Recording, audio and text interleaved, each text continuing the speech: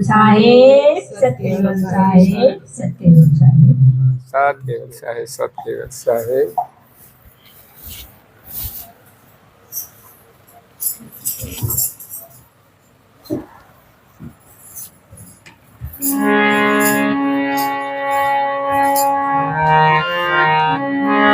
હોય પતિવ્રતા તો પતિને લાજ, વિઠંડીને સુખ ન મળે સમાજ.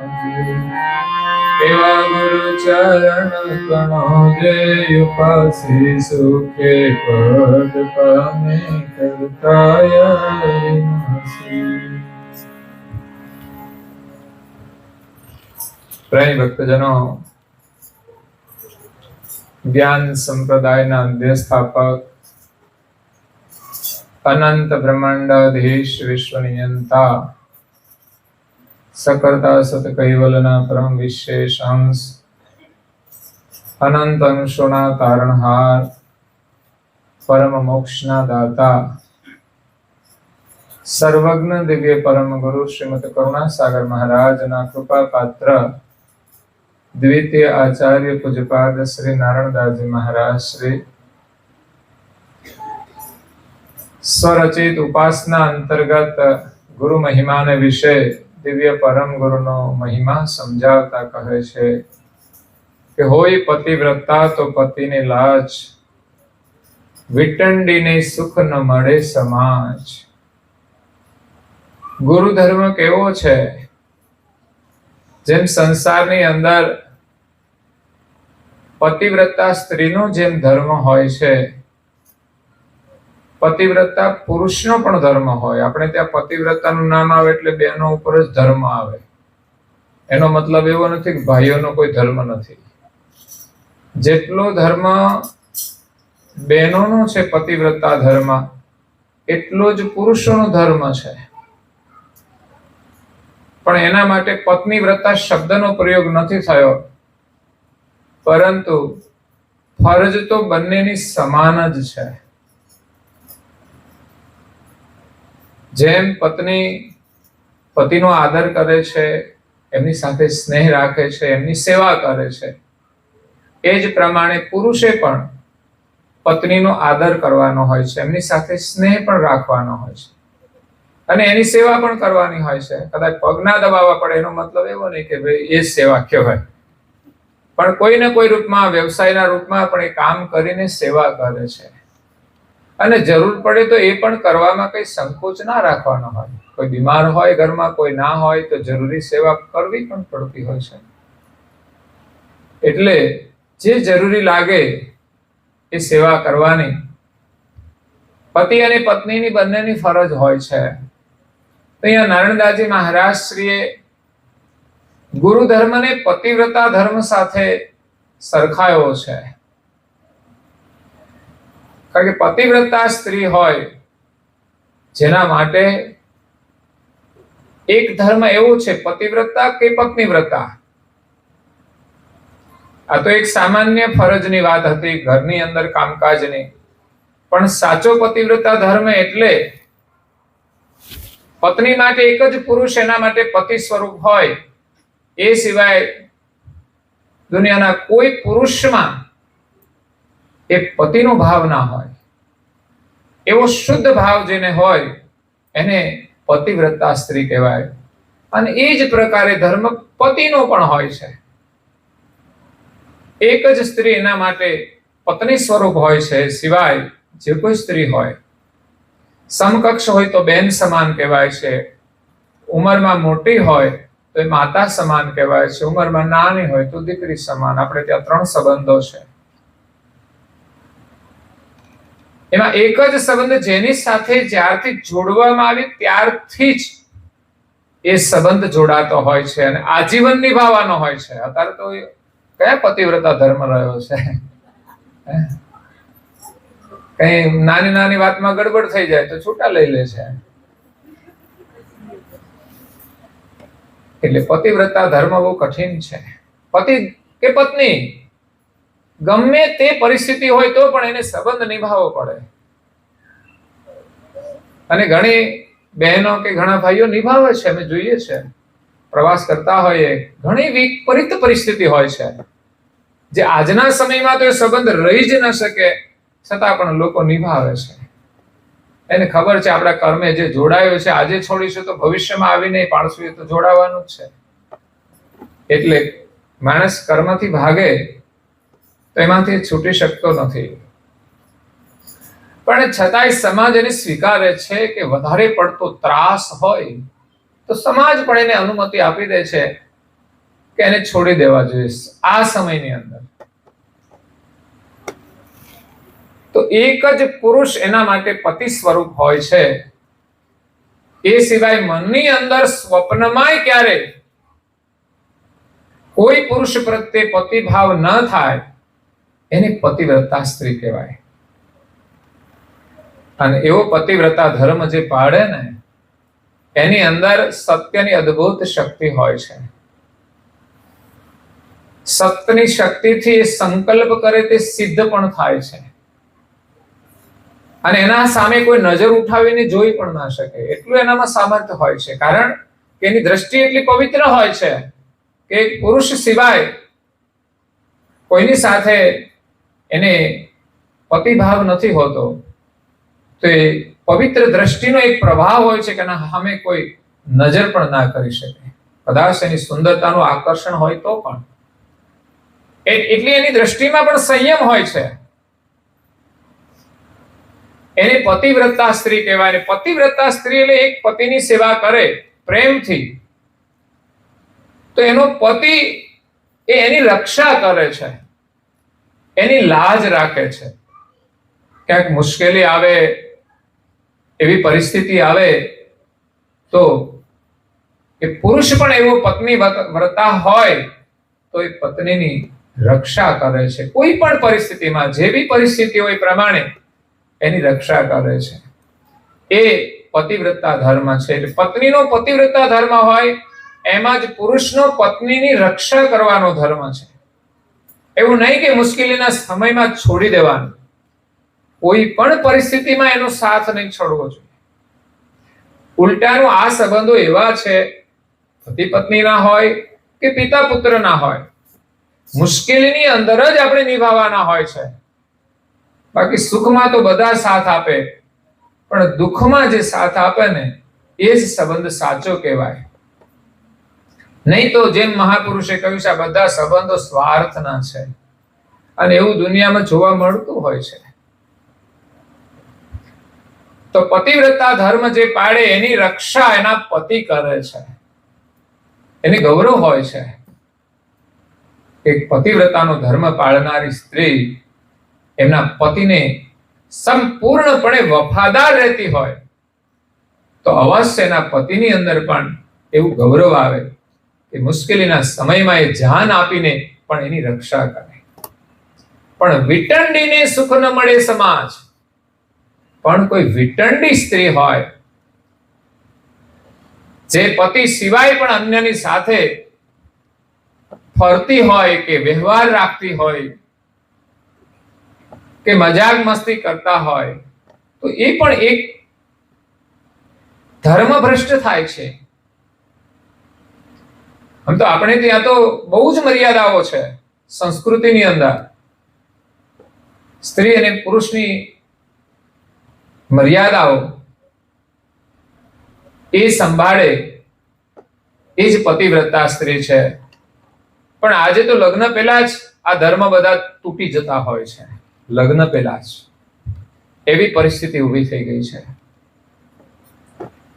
તો જે વિટંડી સ્ત્રી હોય, જે પોતાના પતિ સિવાય પણ અન્યની સાથે એ પ્રકારના સંબંધ રાખતી હોય તો એને આ સમાજની અંદર સન્માન તો નથી મળતું, પણ એની કોઈ રક્ષા પણ કરતું નથી. અનેકની સાથે સંબંધ હોય એમાં કોણ પોતાની માનીને એને એની સાથે સંબંધ રાખે કે એની મુશ્કેલીની અંદર મદદ કરે. એટલે જે વિટંડી સ્ત્રીઓ હોય છે એને સાચું સુખ નથી મળતું. અને એક પતિ સાથે સંબંધ નિભાવે એને પતિના તરફથી સુખ મળતું હોય છે. લૌકિક તો મળે જ, પણ સાથે સાથે એક પતિવ્રત ધર્મનું એક સુખ હોય છે, એ એને મળે છે. એ સાચું સુખ છે. અનેકની સાથે ફરે તો એ ભોગ વિલાસ તો કરી લે, થોડો આનંદ તો કરી લે, પણ પતિનું સુખ નથી મળતું, કારણ કે એના માટે કોઈ પતિ એક હોતો જ નથી. અનેક પતિમાં સુખ નથી હોતું, એક પતિ ધર્મમાં જ સુખ હોય છે. એટલે નારદાજી મહારાજ શ્રી કહે છે કે વિટણની સ્ત્રી હોય એને સુખ મળતું નથી. એવી જ રીતે જે ગુરુના ચરણનો ઉપાસી બને, એક જ ગુરુના ચરણમાં પોતાની શ્રદ્ધા જોડીને, એમના વચનોમાં પૂર્ણ વિશ્વાસ રાખીને અને એમની આજ્ઞાનું પાલન કરે અને એની ઉપાસના કરે, એમની ભક્તિ કરે, તો એને જેમ પતિવ્રતા સ્ત્રીને જે સુખ મળે છે પતિનું, એનાથી પણ અધિક સુખ જે ગુરુ ભક્તિ ધર્મનું પાલન કરે છે એને પ્રાપ્ત થાય છે. ગુરુની ભક્તિની અંદર જે શ્રદ્ધા હોય છે એમાં એક પતિવ્રત ધર્મ જેવી શ્રદ્ધા હોય છે કે પતિવ્રતા સ્ત્રી, એનો પુરુષ ઘરેથી બહાર જાય પણ પત્ની એને ક્યારેય ભૂલતી નથી. એ ઘરનું કામ કરે તો પણ એને ભૂલતી નથી. અને કદાચ વિદેશ ગયા હોય તો અહીંયા ઘરમાં એમનો ફોટો રાખીને એનું સ્મરણ કરે છે. એ પતિવ્રતાનો ધર્મ છે. અને બહાર જાય કાં તો મુશ્કેલીમાં હોય તો અહીં કઈ ઘરે કઈ શીરો બનાવીને ના ખાઈએ, નહીં તો કે હાલો ગયા છે તો આપણે મોજ કરીએ. એ કઈક બહાર ફરતા હોય ને આ કઈક બીજે ફરતા હોય, એ ધર્મ નથી.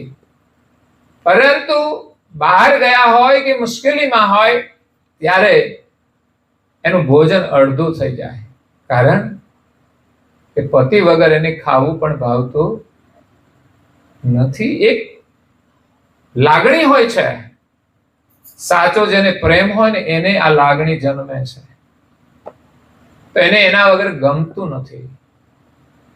અને પતિ હોય તો એને બીજા કોઈ સુખની જરૂર પણ નથી પડતી. આજે બીજા સુખના કારણે જ સંબંધોમાં તિરાડો પડે છે. પતિના સુખ કરતા બીજા સુખની ડિમાન્ડ વધી જાય છે, મારે આ જોઈએ, મારે પેલું જોઈએ. પછી બહાર ભટકે તો કઈ સુખ છે જ નહીં, પણ કોઈ વસ્તુમાં સુખ નથી. સાચું સુખ એ વ્યક્તિની અંદર, એના પ્રેમની અંદર જોડાયેલું છે. પછી પરિવારના જેટલા સંબંધો છે ને બધા સંબંધોમાં સુખ છે, અને બધા સંબંધો સાથે આપણો ધર્મ જોડાયેલો છે.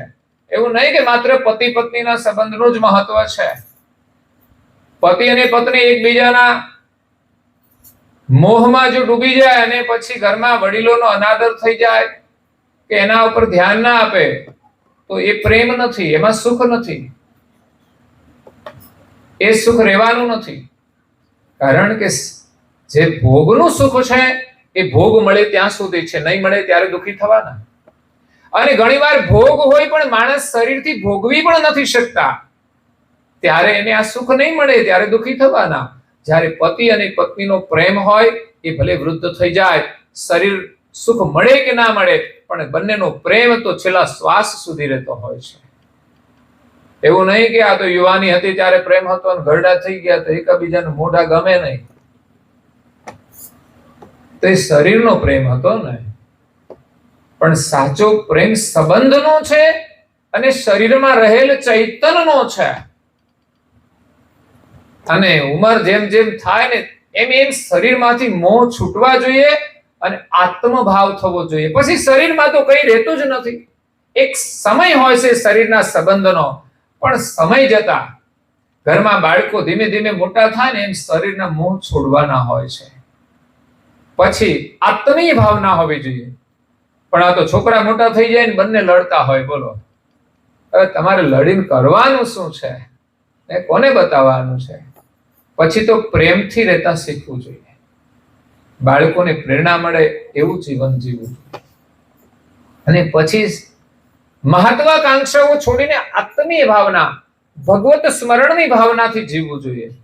જેટલું ભગવત સ્મરણ પતિ અને પત્ની બંને કરે, પછી એક કરે તો મેળ ના પડે. એક કરે ને એક ના કરે, સેટિંગ થાય નહીં. પછી કરવા વાળાને લાભ મળે, બાકી તો પેલા તો પછી ફેર્યા કરે.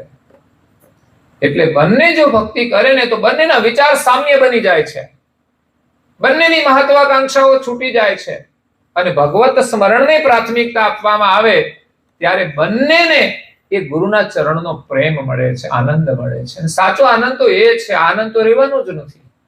ગાડી હોય કે બંગલા હોય, એ તો એક રહેવાની વ્યવસ્થા છે. સુખ શાંતિ એ કઈ ગાડીની બંગલામાં નથી કે સંપત્તિમાં નથી. સંત તુલસીદાસજી મહારાજ શ્રીના ભજનમાં કહે છે, 14 લોકનો સુખ ન ચાહું મોક્ષનું ગાન. 14 લોકનું સુખ ન ચાહું મોક્ષનું ગાન. એ ગુરુ ચરણનો સુખ જ ચાહો,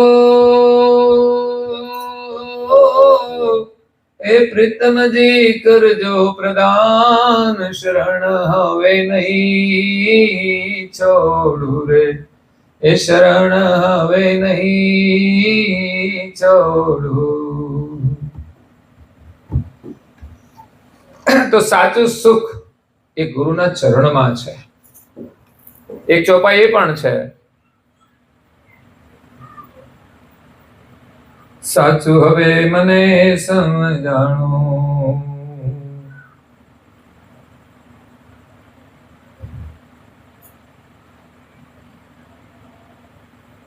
સાચું સુખ છે ગુરુ ચરણમાં, સાચું મને સમજાણું. ડિફરન્સ છે ચોપાઈ.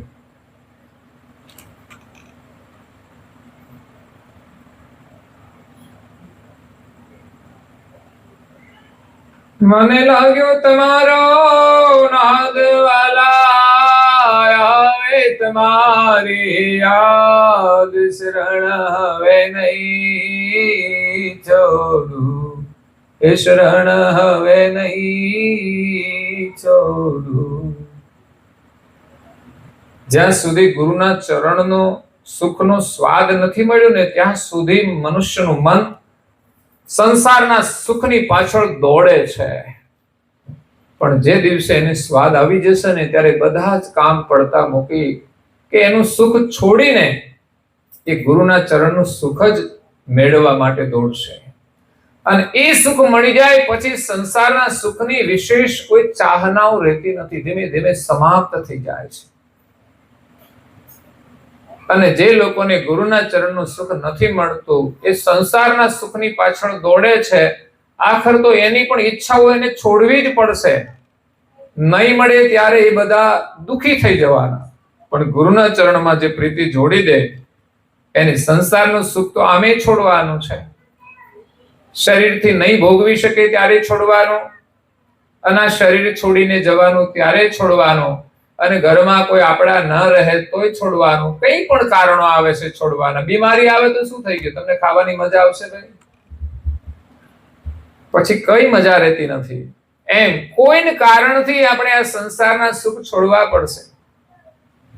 પછી તમે એને રાજમહેલની અંદર રાખો તો એને સુખ ના મળે. મોટા રાજા મહારાજાઓ થઈ ગયા. સિકંદર કેટલાય દેશો ઉપર વિજય મેળવીને ભારતમાં આવ્યો હતો. દિલ્હી ઉપર એમણે પોતાનું શાસન જમાયું. એને દુનિયાનો ચક્રવર્તી સમ્રાટ બનવું હતું. પણ એમ કહેવાય છે કે ભારતમાં એનું સપનું અધૂરું રહી ગયું. એ બહુ જ શાસન કરવામાં સ્ટ્રિક્ટ હતો, બહુ કડક હતો. કારણ કે એને બધાના ઉપર શાસન કરવું હતું, એટલે અનુશાસનમાં રાખવા માટે પણ એ સ્ટ્રિક્ટ હતો. તો દિલ્હી ઉપર એમની ગાદી હતી, અને આજે આપણી ગાદી દિલ્હી જ છે. જે રાજાઓ આવ્યા ને બધા ગાદી તો દિલ્હીને જ રાખી છે. તો ત્યાંથી એને ખબર પડી કે કાશીની અંદર એક સામાન્ય માણસ છે પણ એને લોકો સંત તરીકે પૂજે છે. જે કાશી નગરીની અંદર ગંગાના કિનારે જ્યાં ગંગાનો પ્રવાહ કલકલ વહે છે, એ નગરની અંદર જ્યાં ઠેર ઠેર મંદિરો છે, એ નગરની અંદર જ્યાં ભજન અને કીર્તન હંમેશા થતા રહે છે, એવી પાવન નગરી કાશીની અંદર જેની પાસે કોઈ વિશેષ આશ્રમ નહોતો પણ એક નાની એવી ઝૂંપડી હતી અને શુદ્ર વર્ણની અંદર એનો જન્મ થયો હતો.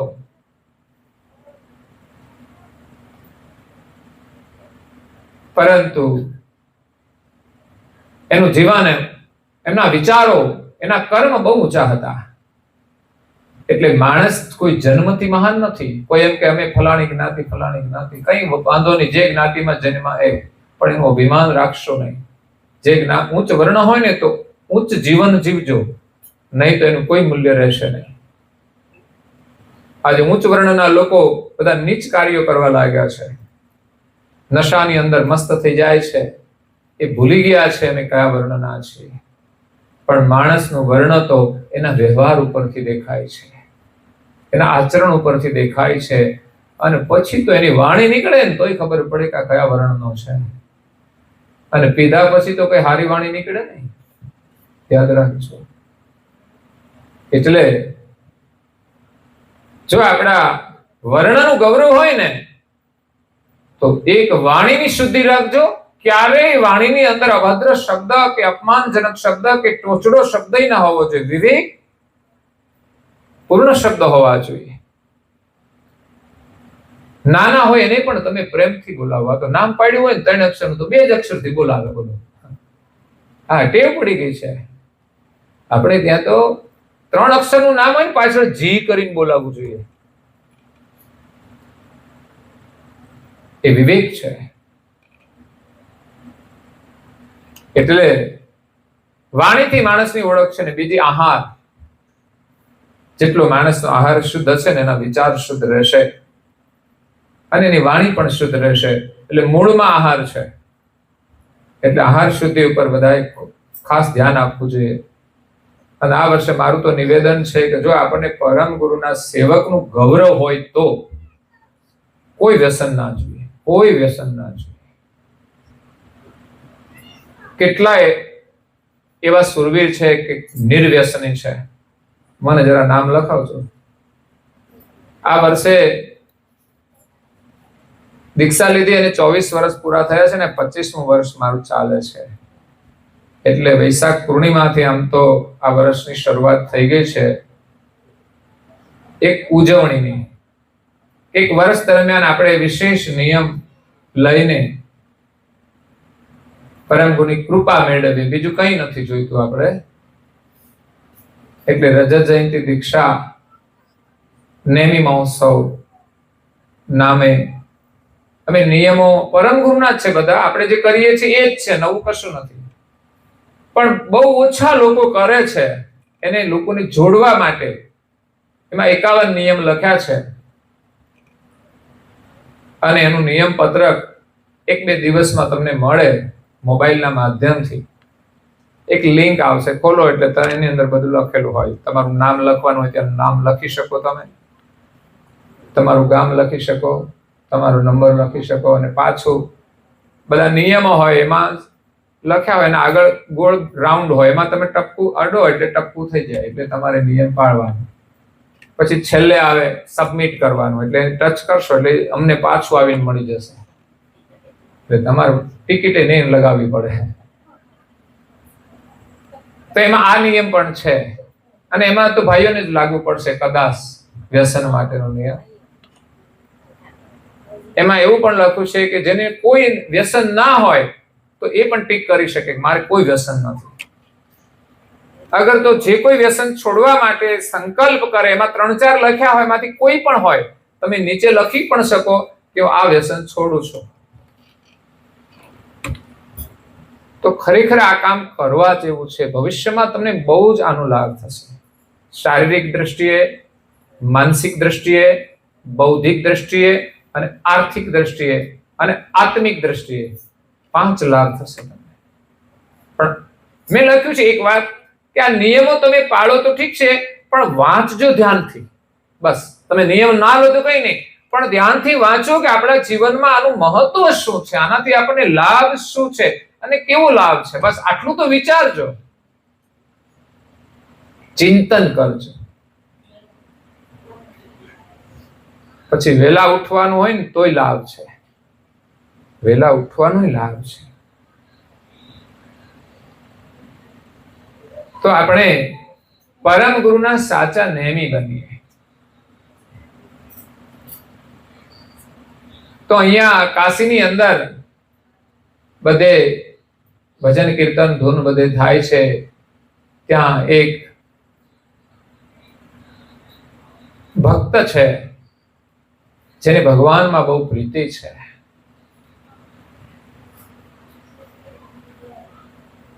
ગુરુની કૃપાથી એને જ્ઞાન મળ્યું અને એને આત્મદ્રષ્ટિ પ્રાપ્ત થઈ.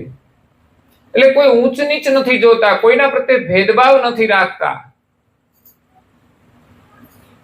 દુખીના પ્રત્યે કરુણા ભાવ રાખે છે. અને એની પ્રશંસા સાંભળીને ઘણા લોકોને ઈર્ષા પણ થાય. કારણ કે બીજાનું કોઈ માન વધે ને એટલે પછી અમુકનું માન ઘટે, એટલે એને ઈર્ષા થાય કે આ બધાને સરખા માને છે, આપણે તો ઉચ્ચ વર્ણના, ને આપણને કે બધાને હરખા માની લે, એ તો નીચ વર્ણના છે. એને નીચ વર્ણથી જોવે છે, પણ એના ઉચ્ચ કર્મથી નથી જોતા. તો ઈર્ષા કરવી એ જ નીચ વર્ણનું લક્ષણ છે. ક્રોધ કરવો એ નીચ વર્ણનું લક્ષણ છે. અભિમાન કરવું એ નીચ વર્ણનું લક્ષણ છે.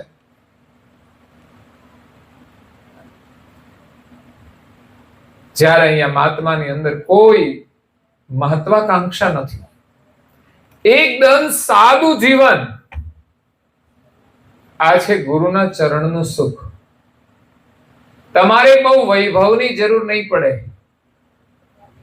ગુરુના ચરણનું જો સુખ મળશે, એમાં શ્રદ્ધા થશે, એમના વચનોમાં વિશ્વાસ આવશે, ભગવાનનું નામ લો, જપ કરો, બસ. ભગવાન એક સત્ય છે. કામ કરતા રહો, કરતા રહીએ ઘરના કામ ને લેતા રહીએ કૈવલ નામ. રાત્રે નિંદ્રા, દિવસે કામ, ક્યારે ભજશું કૈવલ નામ. પણ તોય લોકો લેવા વાળા લઈ લે છે, ટાઈમ કાઢીને લે છે. દિવસે કામે થાય છે, રાત્રે ઊંઘે થાય છે, તોય ભગવાનનું નામે લેવાય છે. અને હરતા ફરતાય નામ લેવાય છે. જે નિયમથી નામ લે થોડો સમય, એનો પ્રભાવ એટલો હોય છે 24 કલાક એની અસર રહેતી હોય છે. યાદ રાખજો. આપણને ઉપાસના આપી છે, પણ બધા થોડા કરે છે. અને ઘરમાં બધા લોકો કરે તો ઘરમાં કોઈ સમસ્યા જ ના રહે. યાદ રાખજો, કોઈ સમસ્યા જ ના રહે. પણ જરૂર છે બધાએ કરવાની. આ પારાયણો એના માટે જ કરવામાં આવે છે. સદગત આત્મા નિમિત્તે એને શ્રદ્ધાંજલિ તો મળી જ જાય છે આવા ઉત્તમ કાર્યથી, પણ પરિવારના બધા જ સભ્યોને પ્રેરણા મળે, ભાવિ પેઢીને પણ પ્રેરણા મળે, એના માટે આ પારાયણ છે કે જેમાં ઉપાસનાને પણ સ્થાન છે.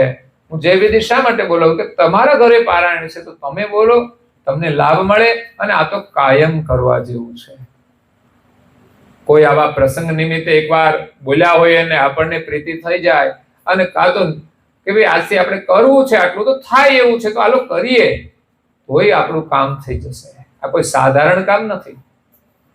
એક જય બોલવી સવારે ને સાંજે એ કોઈ સામાન્ય કામ નથી. અને સામાન્ય માણસ લઈ નહીં શકે, કોઈ સામાન્ય માણસ નહીં લઈ શકે. જેનામાં શ્રદ્ધા હોય, જેનામાં પ્રેમ હોય, એ જ આ કામ કરી શકશે. જેણે આ જગત બનાવ્યું છે, જગત કરતાની જે બોલાવી એનું સ્મરણ, જેની ખોજ ઋષિમુનિઓ કરે છે, કરુણાસાગર મહારાજશ્રીનો સંદેશ લઈને આવ્યા છે. અને એવા સર્જનહારની જે બોલાય આદ્ય સક્ર સ્વરાજ કરુણેશ કેવલ કરતા કી જય.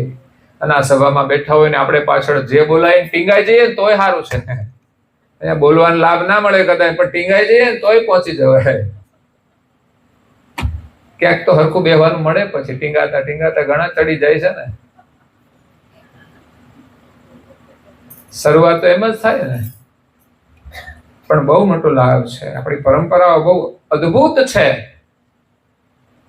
અને આપણે એના પ્રત્યે જાગૃતિ લાવવાની જરૂર છે કે નાના બાળકોથી માંડીને આપણે આ કામ કરાવીએ. આપણે બાળકો સાથે રહીએ તો આપણે આ યાદ કરાવવાનું છે, ચાલો આજે આપણે સાથે મળીને આ કરીએ. આ ભૂલાવું ના જોઈએ. કામનો લોડ હોય, અભ્યાસનો લોડ હોય તો એને બહુ થોડું આપવાનું છે, પણ કરાવવાનું જરૂરી છે. અને ઘણું કાર્ય તો વ્યવહાર સાથે જોડી દીધું પરમ ગુરુએ. એકાબીજા મળે ને સતકેવલ સાહેબ કહેવાનું,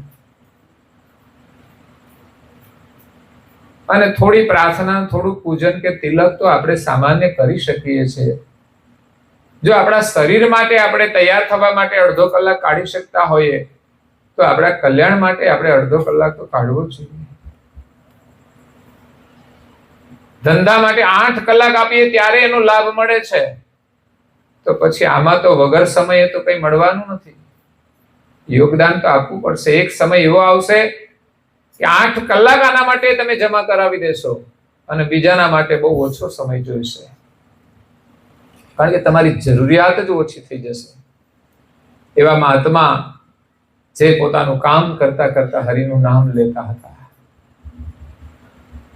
સિકંદર લોધી એનું નામ સાંભળ્યું અને એને મળવાની ઈચ્છા થઈ કે જેની પાસે કશું જ નથી છતાં પણ લોકોની ભીડ ત્યાં થાય છે અને એની પાસે લોકોને શાંતિ મળે છે. ઘણાના દર્દ મટી જાય છે. એક પ્રભાવ છે કે હરિનામ લે, હરિનામની કૃપાથી કામ થાય છે. મહાત્મા તો એમ કહે છે કે મારાથી કંઈ થતું નથી, જે કંઈ થાય છે ભગવાનની કૃપાથી થાય છે. નામે જેનામાં અહંકાર નથી અને ભગવાનમાં પૂરો ભરોસો છે, અને જે ભગવાનનું નામ શ્રદ્ધાથી જપે છે એનું તો કામ થાય, પણ એની પાસે આવે ને એનાય કામ થઈ જાય છે. આટલો અદ્ભુત પ્રભાવ પ્રભુ નામના સ્મરણનો છે. કૈવલ નામ કોઈ સામાન્ય નથી. પરમ ગુરુએ આપેલો મંત્ર છે, ગુરુના ચરણનું એ સુખ છે.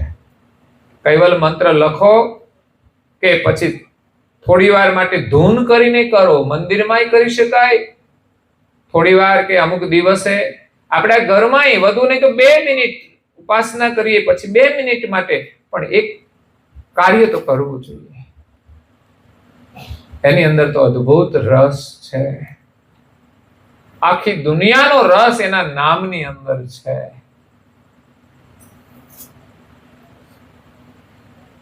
એટલે એમાં શ્રદ્ધા રાખીને આપણે કૈવલનું સ્મરણ કરીએ. એક એ પણ નિયમ છે, પ્રગટ જાપનું સ્મરણ. આ બધા હળવા કાર્યો છે, આપણાથી થાય એવા. જેટલું થાય એટલું કરવાનું, બાળકની જેમ. બસ સમયનો સદુપયોગ કરવાનો છે. આપણી પાસે સમય મળે ને, ફાલતુ સમય, વધારાનો સમય, નવરા બેસી રહેવાનો, એ સમયને આપણે આ સારા કાર્યની અંદર જોડી દઈશું ને તો બહુ મોટો લાભ થશે. પણ વર્તમાન સમયની અંદર આ મીડિયાના જમાનામાં માણસનું મન એટલું બહિર્મુખ છે ને, એને આ પ્રવૃત્તિમાં જવાની ઈચ્છા જ નથી થતી અને જોડવું બહુ મુશ્કેલ છે.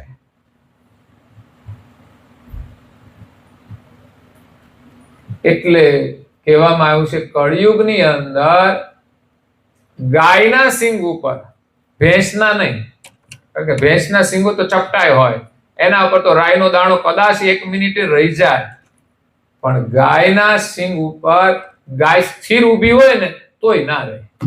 મૂકો એટલે સીધો નીચે જ પડે. એના માથા ઉપર મૂકો સિંગ ઉપર, એટલી વારે જો આપણું મન સ્થિર થઈ જાય ભગવત નામમાં, તોય આ જન્મ આપણો સફળ થઈ જાય. એટલો મહાલાભ ભગવત સ્મરણનો છે, કૈવલ સ્મરણનો છે. એટલે રાજા એનો સાજ લઈને આવે છે, બધો પોતાના સૈનિકો લઈને, અને ત્યાં તો એક નાની એવી કુટિયા હતી, અને કુટિયાની બહાર મહાત્મા બેઠેલા છે. દાઢી છે, માથે વાળ છે, અને સાદગી છે. પોતાનું કામ હતું એ કરતા હતા. આજુબાજુ લોકો બેઠા હતા, અને બધા જે આવે એની સાથે બેસી જાય, પાછા સત્સંગ કરવા માટે, સારી વાતો કરવા માટે. કોઈ દુખી આવે તો એને સાંત્વના આપે છે, ભગવાનનું સ્મરણ કરીને એને સાંત્વના આપે. ભગવાનની દયાથી બધું સારું થઈ જાય છે તો લોકો આવે છે. અને આવા ઘણા પ્રસંગો સિકંદરે એની નજરે જોયા. સિકંદર તો ભાઈ લડવા વાળો માણસ, એને બહુ ધર્મની કઈ ખબર જ નહોતી. ધર્મ તો એને ભારતમાં આવીને જોયો. બાકી એનો ધર્મ શું હતો કે બધાના ઉપર રાજ કરવું, બીજાના સામે ચડાઈ કરવી, એને હરાવીને આપણે રાજ કરવાનું, બસ એ જ એનો ધર્મ હતો. પણ આ દેશમાં આવીને આ દેશના સંતોએ સિકંદરને ધર્મ શીખવાડ્યો છે. એના પ્રભાવથી, એના દર્શન માટે સિકંદર પણ ખેંચાઈને આવે છે. પણ એક પછી એક એની સાથે થોડો વાર્તાલાપ કરે છે, એના પ્રશ્નો પૂછે છે કે તમારી પાસે કંઈ નથી છતાં પણ તમે કેમ આટલા બધા પ્રસન્ન છો? માણસની પાસે ઘણું બધું હોય ને, પણ જેની પાસે દયા ન હોય ને એની પાસે કંઈ નથી સમજતો. સમૃદ્ધિ ગમે તેટલી હોય, રાજા મોટા છે, પણ જેની પાસે દયા ન હોય એની પાસે કંઈ જ નથી. એટલે રાજા સમજી ગયો કે આપણી પાસે સત્તા તો ઘણી બધી છે, પણ દયા ના હોય તો કંઈ કામનું નથી. કોઈનાથી ભૂલ થઈ જાય તો એને પણ એ માફી આપી દે છે. એક માણસ, એક છોકરો, એક મહિલા હતી, એ કઈથી કઈ લઈને આવી, કોઈને વસ્તુ લઈને, કોઈના દુકાનમાંથી દોડતી દોડતી આવી, પેલા પાછળ પડ્યા કે આ ચોર ચોર કરીને. એ મહાત્માના ચરણમાં પડી જાય છે. ત્યાં સિકંદર પણ ઉભો છે. પાછળ લોકો હતા કે આ ચોર છે, આણે ચોરી કરી છે. પણ મહાત્મા કહે છે કે ચોરી કરવાનું કારણ પણ હશે. પેલી બેને પૂછ્યું, મારા ઘરમાં ખાવાનું નથી, મારા છોકરા ભૂખ્યા છે, એટલે મજબૂરીથી મેં આ કામ કર્યું છે. અને હોઈ શકે આવું, માણસની પાસે કંઈ જ ના હોય અને પોતાની એને ચિંતા ના હોય, પણ ઘરમાં જે છોકરા ભૂખ્યા હોય ને ત્યારે એને કંઈ પણ કરવા માટે મજબૂર થવું પડતું હોય છે. ક્યારેક માણસ ખોટા કામો કરી લેતા હોય છે. તો એવી મજબૂરી જોઈને એમણે કર્યું છે. બહુ મોટો ગુનો નથી, પણ છતાંય કે છે ને આપી દો. અને રોહિત મહાત્મા હતા ને, એ એમને મદદ કરી દે છે. એટલે કે છે તારા બાળકોને ખવડાવજે, અને એને ત્યાં તો જે ભૂખ્યા આવે ને એને એ ભોજન ચાલુ જ હોય. એમાં જ એને આનંદ છે. એમણે પોતાની થાળી હતી ને ભૂખ્યાને આપી દીધી કે તું ખાઈ લે, મારી ચિંતા ન કરીશ. આવા બધા અનુભવો સિકંદરે કર્યા હતા. ત્યારે એ મહાત્માના ચરણમાં ઝૂકી જાય છે. ઘણા લોકો એને પાછા વળવા પ્રયાસ કર્યો કે ભાઈ સામાન્ય માણસના ચરણમાં આપણે કઈ નમવાનું હોય નહીં. એ કઈ ચમત્કાર બતાવે તો આપણે માનીએ ને, તો ચમત્કારો ઘણા મળી ગયા ભગવાનની દયાથી. આ છે સતની શક્તિ, આ છે ગુરુ કૃપાની શક્તિ. અને એ મહાત્મા હતા મીરાબાઈના ગુરુ સંત રોહિદાસ, જે કાશીની અંદર થઈ ગયા. તો એવા ગુરુ ચરણનો જે ઉપાસી હોય એને એના ચરણનું સુખ મળે છે. એવા ગુરુ ચરણ તણો જે ઉપાસી, સુખે પદ પામે કરતાય અવિનાશી.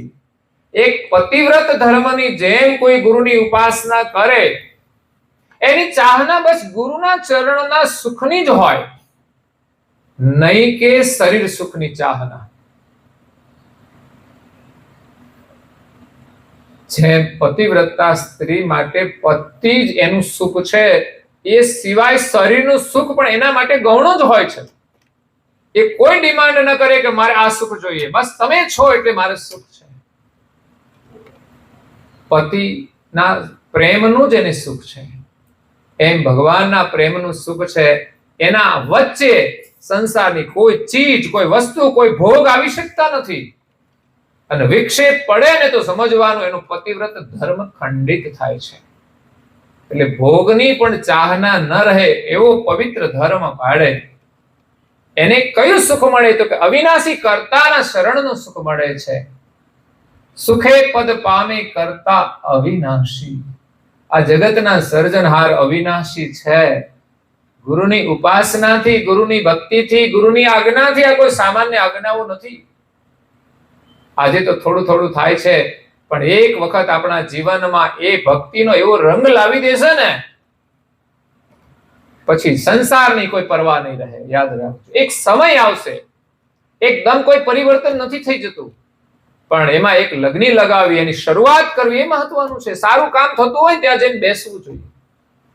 સાંભળો શાંતિથી. ભજન ગાય છે બેનો, બસ ખુરશીએ પડી હોય બેસો, સાંભળો, વાતો ના કરો, બસ શાંતિથી સાંભળી લો. આ એક મોકો છે, નહીં તો આ લાભ મળશે નહીં. એમ સંસ્કારની શરૂઆત થઈ જાય છે. એટલે એવું નથી કે કઈ આપણે મોટા મોટા પ્રસંગો કરી શકીએ તો જે ભક્તિ કહેવાય. એ તો જેની જેવી ક્ષમતા હોય એ પ્રમાણે કાર્ય થતા હોય છે. પણ નિરહંકાર ભાવથી આપણે જે કાર્ય કરીને મહત્વનું છે.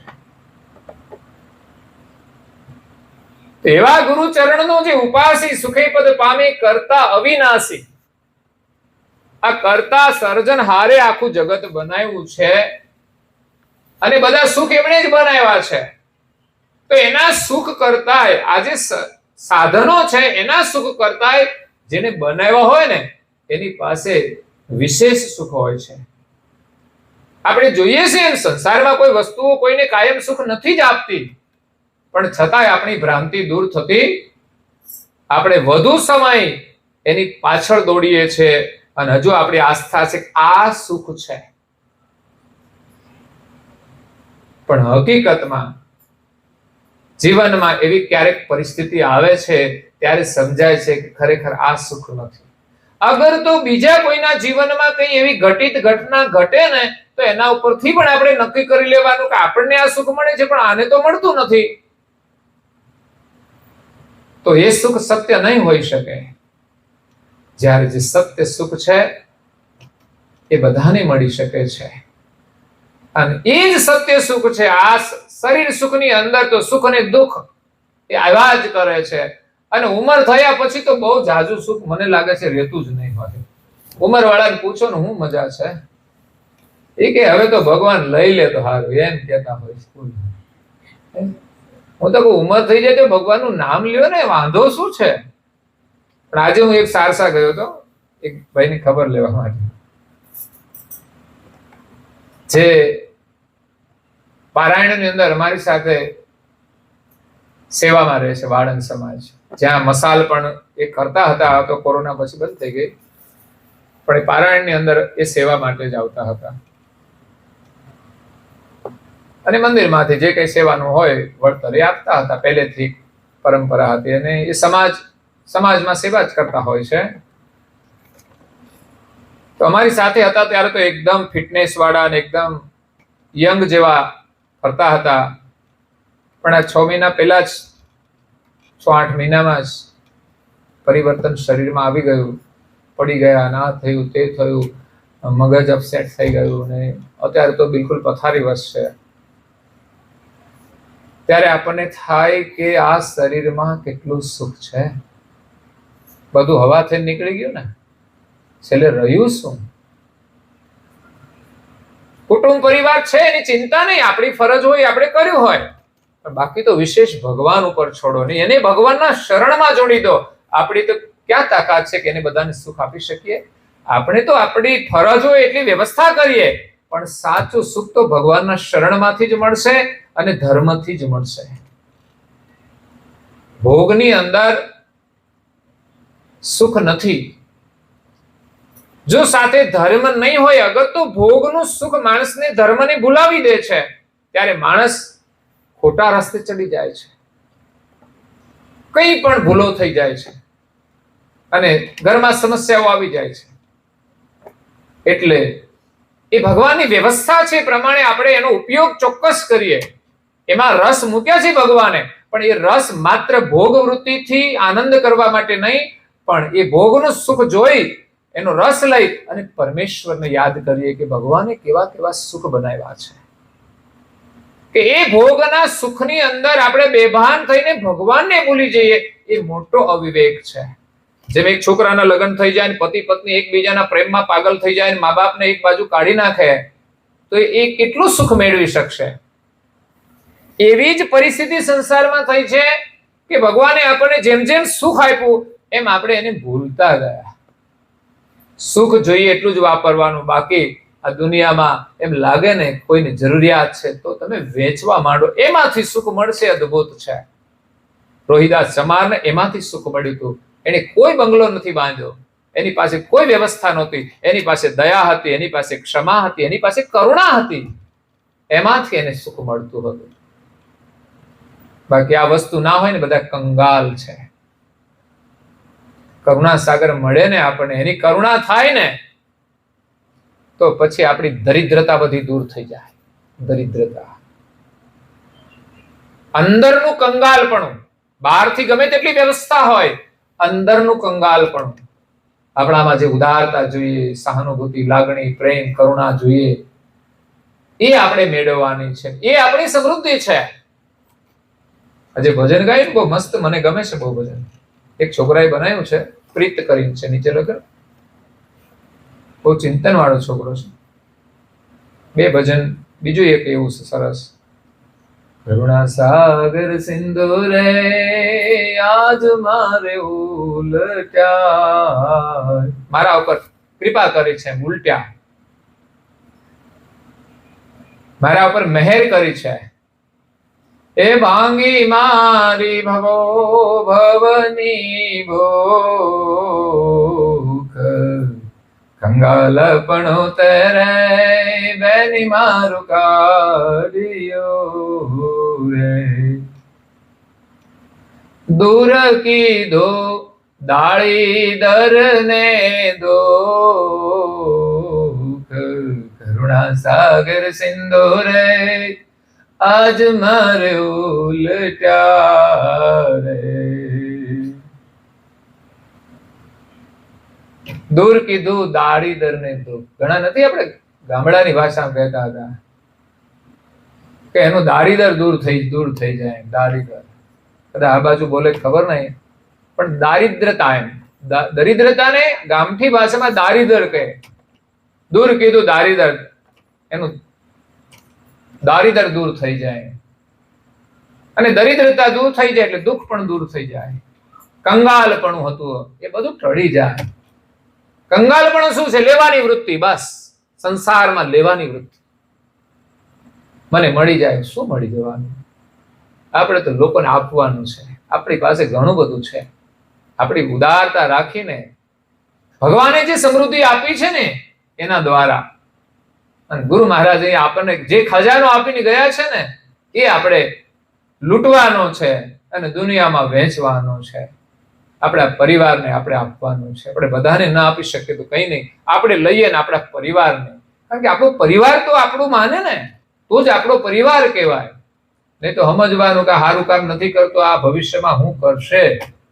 પતિ હોય કે પત્ની હોય, પછી એને એમ જ માનવાનું કે આ જન્મ પૂરતો સાથ પૂરો કરવાનો છે, મળ્યા છે તો પછી નિભાવવાનું. એટલે સર્જનહારે આ સુખનું સર્જન કર્યું છે. સર્જનહારની આપણે યાદ કરી અને આ સંસારમાં સુખી થવાનું છે.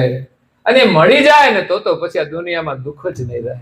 તો એમ આપણને ના થાય કે વારંવાર આપણે તો આ બધું મેળવીને પાછું છોડીને ચાલ્યું જવાનું, અને આમાંય જો ભક્તિ ન કરી તો પછી આ 84 જોઈએ છે આપણે કેવા શરીરો છે, એમાં આ જીવને ફરવાનું. તો પછી આજ મોકો મળ્યો છે તો પછી અવિનાશી સુખ મેળવવા માટે કંઈક તો કરી લઈએ.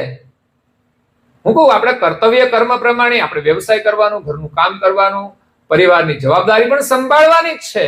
જે મહાપુરુષે કર્યું ને એની બધા પરિવારમાં રહીને કર્યું છે.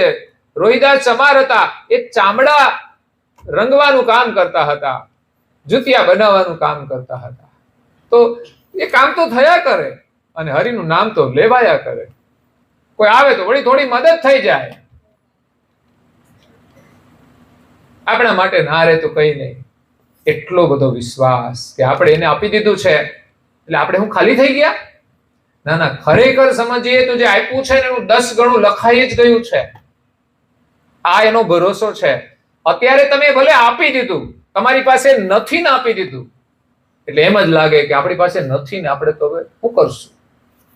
પણ ભગવાનમાં સાચો ભરોસો છે ને તો તમારી પાસે હતું એ તો મળશે જ, પણ એનાથી 10 ગણું મળશે અને સંસ્કાર સાથે મળશે. એ સંસ્કાર લઈને આવશે. નહીં તો સંપત્તિ તો ઘણા લાવે, બેઈમાનીથી કમાય સંપત્તિ, એ શું કરશે આપણા જીવનમાં? તો સંપત્તિ તો આવશે પણ એ કુસંસ્કાર લઈને આવે છે. તો કુસંસ્કાર હોય તો સંપત્તિ કેટલી ટકવાની? જવાની ને જલ્દી. અને લોકો એમ જ વાપરતા હોય છે ને, બધા કમાઈને કરે છે શું? કોઈ આ માર્ગે વાપરે, કોઈ આ માર્ગે વાપરે, ગમે ત્યાં મોજ શોખ દેખાવમાં ગમે તે રીતે લોકો પૈસાને પૂરા કરી દેવાના અને એ પૂરા થઈ જવાના. બધા છરવાળે તો બધું જ પૂરું થઈ જવાનું ને. રોહિદાસ સમાર કહેતા હતા કે રાજાના રંગ બે હરખા. એટલે પંડિતો ને એવા બધા હોય ને વિદ્વાનો, એ કે આ માણસ કેવો છે કે આ સંસારની જે બધી વ્યવસ્થા છે વિખાઈ જશે એમ. કે રાજાનો રંગ બે સરખા કહેવાય? રોહિદાસ કહે છે કે મર્યા પછી તમે જુઓ ને તો બે ખાલી હાથે જાય છે. પેલો પૈસા વાળો કશું લઈ જાતો તો પછી હરખા ના થયા? તેને જોવાની દ્રષ્ટિ હોવી જોઈએ ને. એની રાખ પડી હોય પછી ખબર પડે કે આ પૈસા વાળાની છે કે આ ગરીબની છે. તો પછી ઉત્તમ જીવન મળ્યું હોય તો અભિમાન શા માટે કરવું જોઈએ? ભલે પૈસા હોય તમારી પાસે, તમે તમારા સ્થાને છો જ, પણ અમીરીનું અભિમાન ના હોવું જોઈએ. અને ગરીબને આપણે તરછોડવા ના જોઈએ. એ ગરીબ છે, ભગવાને આપણને અમીર બનાવ્યા છે, તો પછી એની સેવા કરીને સાચા અમીર ના બની જઈએ? સાચી અમીરી તો એમાં છે, આપણામાં ઉદારતા આવે ને તો અમીરી છે. નહીં તો દરિદ્રતા છે ને, ગમે તેટલું મળી જાય, માણસ પૈસા કમાય કમાય કમાય બેંકમાં જમા કરાવ્યા જ કરે ને પછી બધું ભેગું કરી પછી એ મરી જાય. આ બધું પડ્યું રહે તો શું કરવાનું? એ મોટો ધનવાન કહેવાય? એને વાપર્યું તો નહીં જીવનમાં કશું.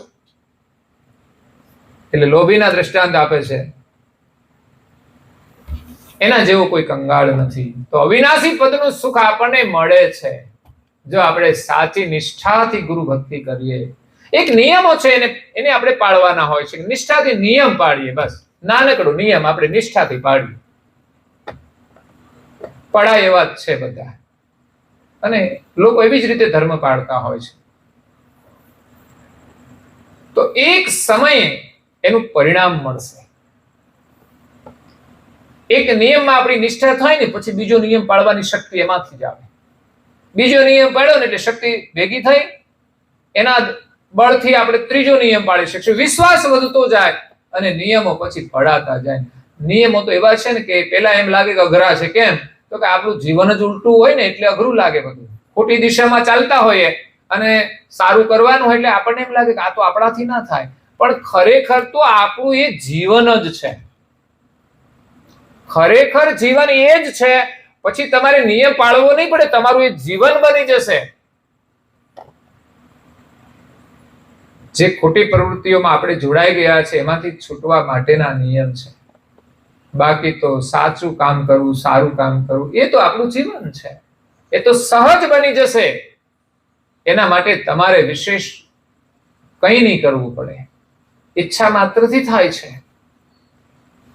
અને ખોટું કામ કરવું હોય ને બહુ પ્લાન કરવા પડે. હા, બહુ સાવધાની રાખવી પડે, ક્યાંય પકડાઈ ના જઈએ. અને પકડાઈ જ જાય. આ તો બધું એની અંદર પાછું બધું ચાલતો હોય કાવા દાવા. બાકી છે ને કોઈ માણસ ખોટું કરે ને એવું નહીં કે પકડાય નહીં. માણસ ગમે તેટલી ચાલાકી રાખે ને તોય પકડાઈ જ જાય. એટલી વ્યવસ્થા છે શાસનની અંદર. અને અહીં નહીં હોય તો ઉપરવાળાની તો છે જ. એમાંથી તો કોઈ બચવાના જ નથી. અને કર્મ તો આવીને ઉભા રહેશે, એ કોઈ છોડવાના નથી. એમ સમજીને આપણે તો સાચા માર્ગે ચાલવાનું છે. એટલે સુખે પદ પામે કરતા અવિનાશી. પરમ ગુરુની ભક્તિ કરીને આપણે અવિનાશી કરતાનું સુખ મેળવવાનું છે. થોડો થોડો સ્વાદ અહીંથી લેવાની શરૂઆત કરીએ. કોઈ કથાની અંદર એમના ધર્મગ્રંથો છે, હું કોઈ વધારે નહીં, 15 મિનિટનું વાંચન કરો, 5 ચોપાઈ વાંચો, 10 ચોપાઈ વાંચો. નાનકડો નિયમ છે. 5 ચોપાઈ આપણે કંઠસ્થ કરવાની છે. આ તો ઉપાસના કરીએ તો કેટલી બધી ચોપાઈ આવડી ગઈ, પણ એવી જ રીતે ગ્રંથોની 5 થી 25 ચોપાઈ આમ તો આપી છે. પણ કદાચ ના થાય તો 5 કરે ને તોય એક શરૂઆત તો સારી થશે ને. તો એની અંદર જ્ઞાન છે, પ્રકાશ છે, સમજણ છે, અને સર્જનહારનો મહિમા જાણીશું તો સ્વાભાવિક રીતે આપણને ભગવાનમાં પ્રીતિ થશે. એની અંદર સુખ છે, બેઠા બેઠા સુખ મળે આપણને, શાંતિ મળે. એટલે પરમ ગુરુની નાનકડી આજ્ઞાઓ આપણે પાડીશું તો સરવાળે આપણને એક અખંડ સુખની પ્રાપ્તિ થશે. આપણું મન ક્યાંય ભટકશે નહીં, ક્યાંય અટકશે નહીં. તો આજે કૈવલધામવાસી મીનાબેન, જયંતિભાઈ, એમની પાવન સ્મૃતિમાં આજનો સત્સંગ પ્રસાદ મળ્યો છે. પરમ ગુરુના આપણા સૌના માટે આશીર્વાદ છે, અને બધાનું કલ્યાણ થાય એવો આ ઉપદેશ છે. ગુરુ મહિમાની 2 ચોપાઈ આપણે વાંચી છે. આખો ગુરુ મહિમા છે, અદ્ભુત છે. રોજ આપણા ઘરમાં પાઠ થાય, આપણું ઘર પાવન રહે. આ કરવાનું છે, બધું થવું જ જોઈએ.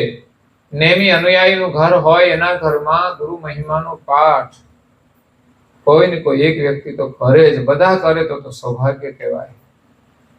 અને ન થતો હોય તો શરૂઆત પૂર્ણિમાથી કરો, બીજથી કરો, દર ગુરુવારે કરો. ધીમે ધીમે ધીમે કરતા પેલા થોડો કરો. ચાલો આખો ના થાય તો થોડો કરો, થોડેથી મૂકી દેજો. હું પેલા 35% જ કરતો હતો આમાંથી ગુરુ મહિમાનો પાઠ.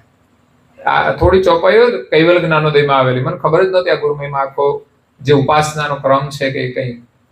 પણ મેગેઝિન આવતું ને એમાં જે ચોપાઈઓ આવે ને, પછી એટલી ચોપાઈઓ આપણે તો પકડીને રોજે બોલવાનું ચાલુ કરી દીધું. પ્રીતે પીવે પાવ ગુરુના પખાડી જો. અહીંયા આજે આવે છે ને, અહીં સુધી પહોંચી ગયો હતો. આટલે સુધી કરતો હતો રોજે. અને આરતીમાં તો પેલું મંગલાચરણ જ ખાલી કરતો હતો. મંગલાચરણથી આરતી કરી દેવાની. એટલે ઉપાસનાની પુસ્તિકા હતી જ નહીં ત્યાં. તો મંગલાચરણથી ભગવાનની પ્રાર્થના થઈ જતી હતી. સમય જતા જેમ જેમ ખ્યાલ આવ્યો એમ પછી બધા નિયમો જોડાતા ગયા. પેલા 5 વાગે ઉઠવાનું શરૂઆત કરી. મને એમ થયું કે મારા માર્ગે જવું છે, ત્યારથી 5 વાગે ઉઠવાનું શરૂ કરી દીધું. નાઈ ધોઈને 6 વાગે પછી. ત્યારે પૂરી ઉપાસના નહોતી થતી. સવારમાં જેટલી થાય એટલી 50% કરું, પરિક્રમા ગુરુસ્તુતિ સુધી કદાચ. પછી બાકી રહે તો કામ પર જવાનું. તો પછી રસ્તામાં ગાડી પર બસમાં બેસે ને તો શાંતિથી બેસો ને. આપણે કોઈની સાથે વાત જ નહીં કરવાની. બસ સ્ટેન્ડે જવાનું તો ઘણી જગ્યા હોય બેસવાની, જ્યાં બધા બેઠા હોય ત્યાં નહીં બેસવાનું, કારણ કે ત્યાં વાતો જ કરતા હોય લોકો. આપણે એકલા હોય ને ત્યાં બેસવાનું. એટલે આપણે જે સ્મરણ કરવું હોય ને થાય. બસમાં બેસીએ તોય આપણે આપણો આંખો બંધ કરીને આપણું સ્મરણ કરી લે, જગ્યા મળી જાય. પછી ધીમે ધીમે એમ થયું કે હવે મારે આખી ઉપાસના કરવી છે. પછી કામ ઓછું કર્યું મેં, કે ચાલો પૂરી ઉપાસના કરી અને 8 વાગ્યા પછી 9 વાગે જવાનું. પછી ચાલતું જવાનું 3 કિલોમીટર, ત્યાંથી બસ પકડવાની, એટલે 9-10 વાગે પહોંચે. પછી એમાંથી ને ઓછું કરી નાખ્યું. તો કીધું ચાલો બપોરે જ જઈશું. હવે બપોર પછી આ તો રાખે તો સારું, કામ કરવા વાળાની તો ના રાખે. પણ પછી બધાની ભાવના મળી જાય ને, એટલે કે સારું, વાંધો નહીં, તમારે જયારે આવો ત્યારે.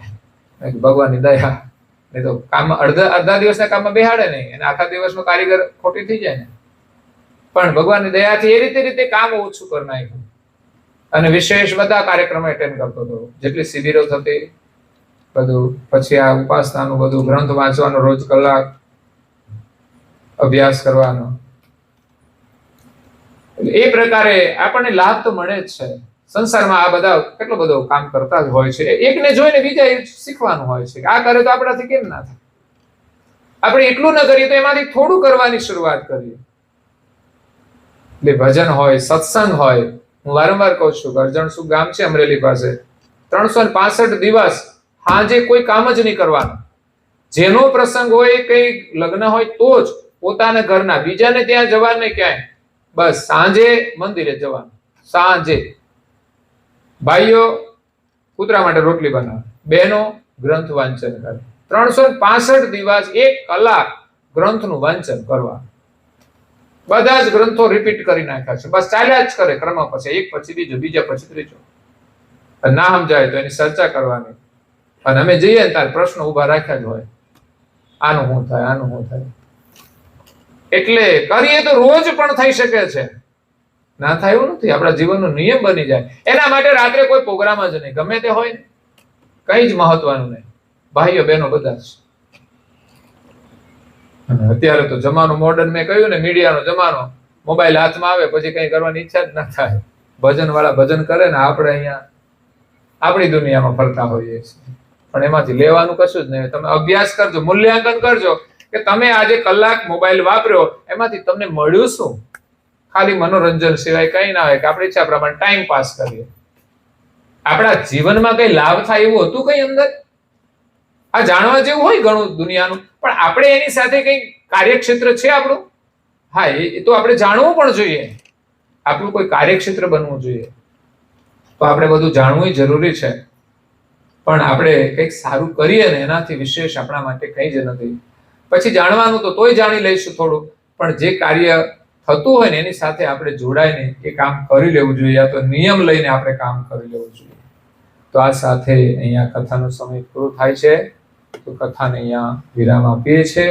આગળની ગુરુ મહિમાની કથા આપણે આવતીકાલે શ્રવણ કરીશું. અસ્તુ.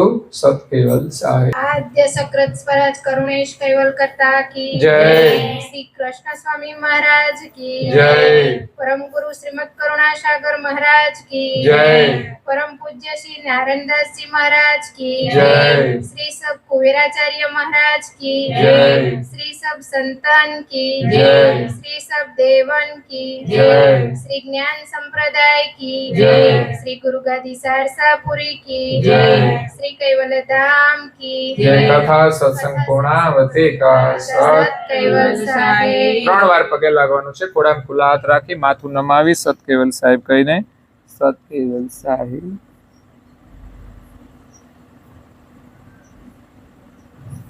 કૈવલ હંસો સત કેવલ સાહેબ. બોલો જો. સત કૈવલ સાહેબ. બાજુમાં બેઠા છે ને પ્રેમથી કહેજો સત કેવલ સાહેબ. શરણો મળે સાધુ તમારું એ હૃદયથી માંગે. જય હંસરાયો પાસે શરણમાય પધારજો. પરમ ગુરુએ આત્માની શાંતિ સાથે આપજો. કૃષ્ણ સ્વામી મહારાજ કી જય. પૂજ્ય શ્રી પરમ ગુરુ શ્રીમદ કરુણાસાગર મહારાજ કી જય. પૂજ્ય શ્રી નારાયણદાસજી મહારાજ કી જય. પૂજ્ય શ્રી સબ કુબેરાચાર્ય મહારાજ કી જય. શ્રી સબ સંતાન કી જય. શ્રી સબ દેવાન કી જય. શ્રી જ્ઞાન સંપ્રદાય કી જય. શ્રી કાયમ પંથ કી જય. શ્રી ગગન મઢી કી જય. શ્રી નિર્ગુણ ધુની કી જય. શ્રી મુક્ત દ્વાર કી જય. શ્રી બ્રહ્મ ક્ષેત્ર કી જય. શ્રી સચ્ચિદાનંદ શાખા કી જય.